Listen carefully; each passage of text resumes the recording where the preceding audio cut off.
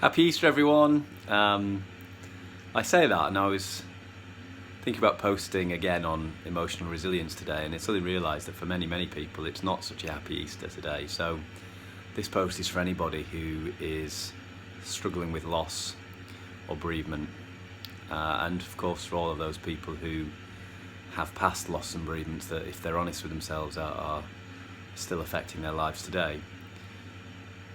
You see, it's a very natural thing, isn't it, to feel hurt and the emotion of sadness and grief when you lose somebody close to you. And what's really important is that in those times you allow yourself to let go and to allow yourself to experience those emotions as fully as possible. My dad lost his brother a few years back, and one of the things that he did in preparation for the funeral was he practiced. He's a bit of a prepper, my dad, and he practiced his speech over 30 times, and of course every time he did he broke down in tears.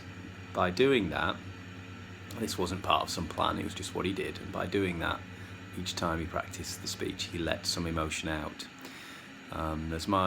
From my experience as a trainer of neurolinguistic programming and a trainer of timeline therapy, and as a timeline therapist myself, which is a technique that helps people heal and let go of a negative emotion. Sadness and hurt are often the bigger emotions. I always love to use the analogy of life being like a river.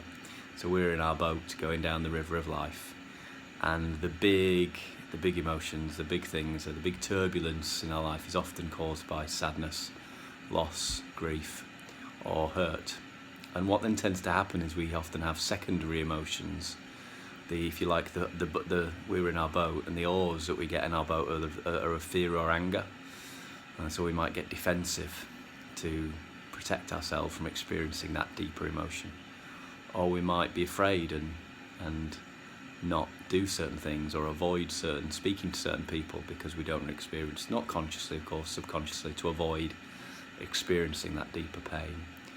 So right now, if you are one of those people experiencing loss or hurt, if you are one of the people who's supporting or helping or working with somebody who is experiencing those emotions, what's really important is that they allow themselves to feel those emotions. They allow that emotion out, because the rock, the boulder, is only ever going to diminish and erode through the water if you allow yourself to experience it, and if you help others to allow themselves to experience it. Which is why, as a timeline therapist, we don't work with anybody to let go of sadness until at least a year after they've lost a loved one.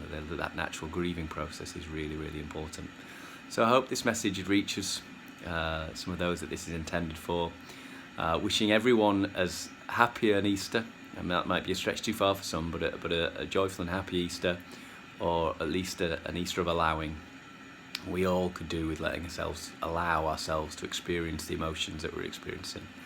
And I guess I'll leave with this one final message, in that however you are feeling is okay. If you're feeling happy, good, celebrate that. Don't feel guilty for feeling good just because other people aren't.